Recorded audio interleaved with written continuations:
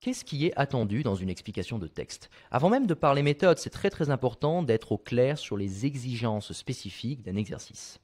Alors tout d'abord, une explication de texte, ce n'est pas un résumé. Un résumé, c'est un exercice qui vous demande de contracter et de reformuler les principales saillies d'un texte.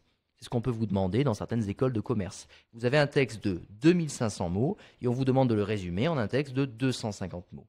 Mais ceci n'est pas une explication de texte. Donc, au bac, vous ne pouvez pas vous contenter de reformuler de ce que dit l'auteur, c'est-à-dire de dire la même chose mais avec vos propres mots. La paraphrase, c'est un premier niveau de compréhension, c'est déjà pas mal, mais ça ne suffit pas. À l'inverse, on ne vous demande pas non plus un commentaire de ce texte-là.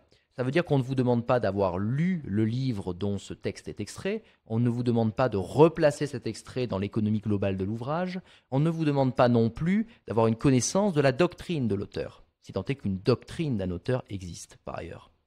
Non, c'est beaucoup plus simple que ça. On ne vous demande pas non plus par ailleurs de connaître l'origine précise des termes qui sont utilisés par l'auteur. On ne vous demande pas de faire de l'histoire de la philosophie finalement. C'est un exercice qui est intéressant mais qui ne vous concerne pas.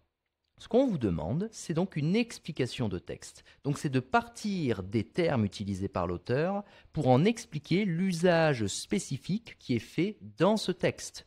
Donc vous explorez ces termes-là et vous expliquez comment l'auteur utilise ces concepts pour résoudre un problème que vous formulez le plus précisément possible. Il y a donc 3 éléments de base dans une bonne explication de texte. Une question, qui est la question que se pose l'auteur et qui l'a poussé à écrire ce texte. Une réponse à cette question, c'est-à-dire une thèse ou une idée principale, c'est la même chose. Et enfin, une argumentation ou une justification pour justifier cette thèse-là.